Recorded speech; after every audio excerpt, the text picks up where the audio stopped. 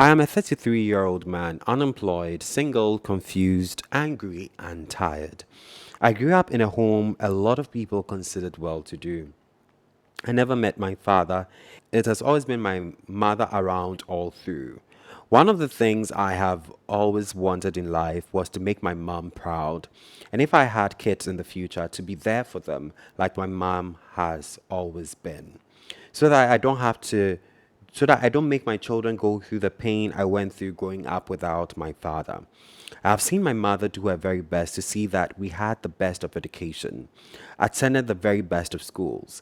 I was very hopeful for a bright future because I was a brilliant student in school. In my final year in the university, my mother passed on. As devastating as this was, I was still determined to make it in life. You will think there will be some inheritance to run our lives, right? Nope, there wasn't. Apart from the house we live in, it has been over 7 years now since she passed, and we don't have anything to our name as inheritance. Older relatives of mine claim it's in court as my mother did no will.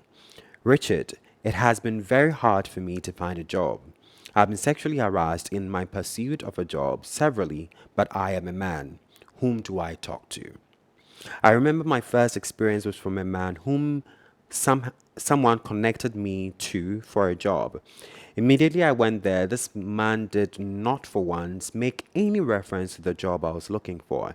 He started by asking weird questions like, whom am I closest to? Is it my mom or my dad? Now that I think back to that time, I now understand what that meant. It just got worse from there. I've applied to several jobs, no proper interview. It is very hard for me now, especially seeing all the people I went to school with doing so well, having the right connections because of their backgrounds. I feel so ashamed and left out. I have started several businesses and they have all failed. I even help I even help people who are employed at jobs to accomplish tasks they cannot or find it hard to accomplish as a virtual assistant, yet I do not get those jobs to do. Interestingly, they are always astonished by my intelligence and brilliance and tend to advise me.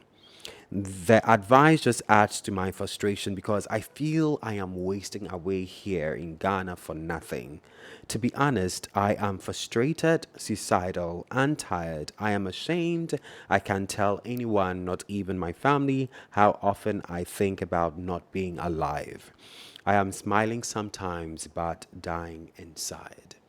But this is not absurd. Let me share with you a particular story. I remember back then in about I was 26 at the time. I have a voice, and I'm gonna let